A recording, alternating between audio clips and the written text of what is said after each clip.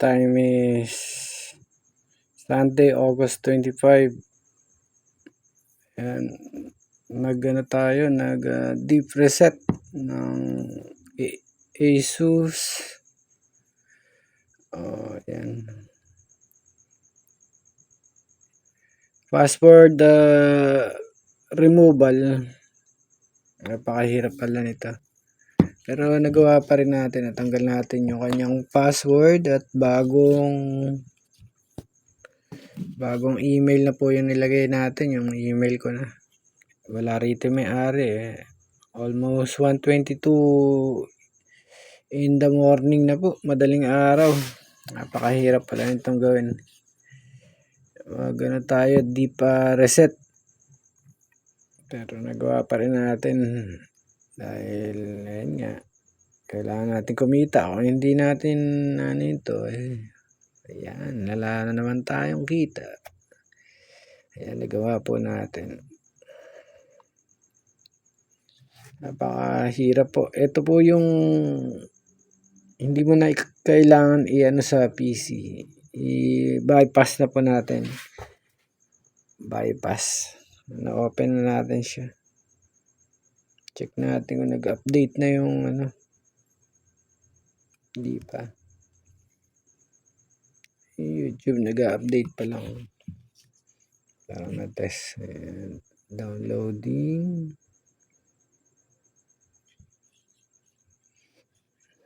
Ayan po yung ginaya natin para sa bypass ng password at Gmail.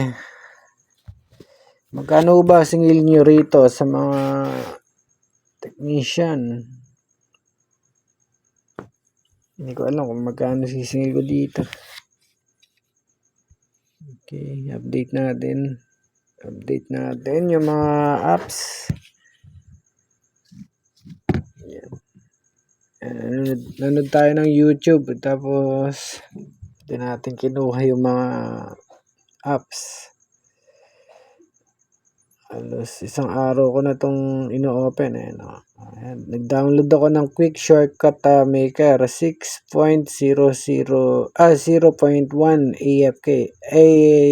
APK.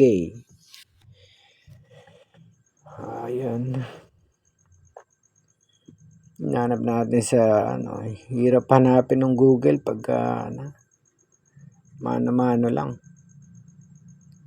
Tapos nag-download din tayo ng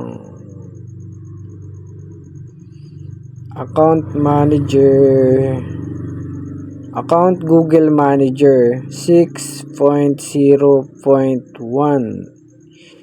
APK Pure. Yan po yung mga nakuha lang natin sa YouTube at talagang pinag-aralan po natin kung paano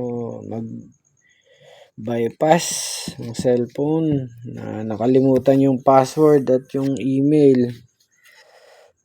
Ayan. Pagawa na naman po tayo ng isang makasirang ulo na paggawa ng cellphone.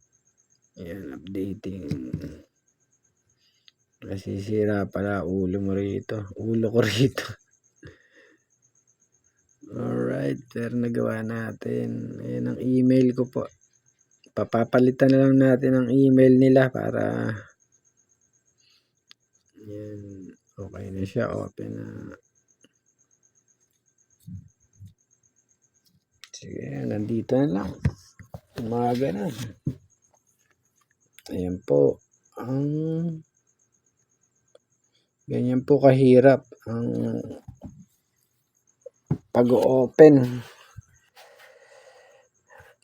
or pag-bypass ng cellphone na nakalimutan yung email at yung password ng cellphone. Bypass. Sige, salamat. Sino pa yung tumatanggap na po ako. Marami na ako na lalaan na kung paano mag-open ng nakalimutang password at Gmail.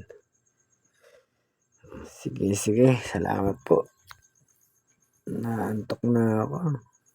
Grabe, ang hirap, sumakit ulo ko. Napakahirap ito.